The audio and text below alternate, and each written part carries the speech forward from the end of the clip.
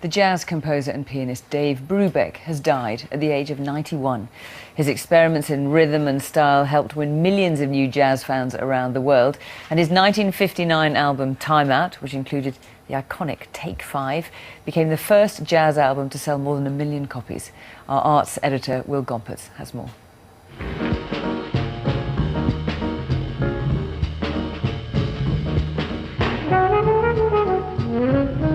The Dave Brubeck Quartet, with Paul Desmond on sax, Eugene Wright on bass, Joe Morello on drums, and the legendary Dave Brubeck on piano. He founded the band in the early 1950s, which, with its hit tune Take 5, took jazz from the fringes of urban America to the heart of popular culture. Densely chorded arrangements, experimental improvisation and tricky meters were his signature. Stubbornness and challenging convention, his style. Are there any rules for improvisation? You bet your life there are.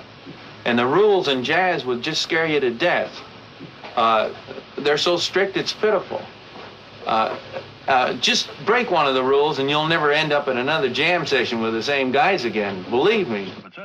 Brubeck's music came from the ghettos of black America, a debt he never forgot, fighting racism and bigotry at home and abroad. Time magazine put him on its cover in 1954. The country's politicians sent him abroad on a goodwill mission during the Cold War. His music touched millions, from the drunk on the sidewalk to future American presidents. My first jazz concert in Honolulu, Hawaii, in 1971, and it was a Dave Brubeck concert. And I've been a jazz fan ever since. Dave Brubeck was raised on a ranch. His mother was a music teacher. The radio was banned. If you wanted to listen to music, she said, make your own. He did, as a composer, a band leader, and a truly great pianist. Dave Brubeck's love of jazz came from a love of rhythm, which he said came from the heart, adding that it is the first and last thing that we get to hear.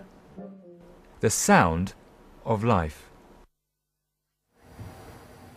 The jazz musician Dave Brubeck, who's died at the age of 91.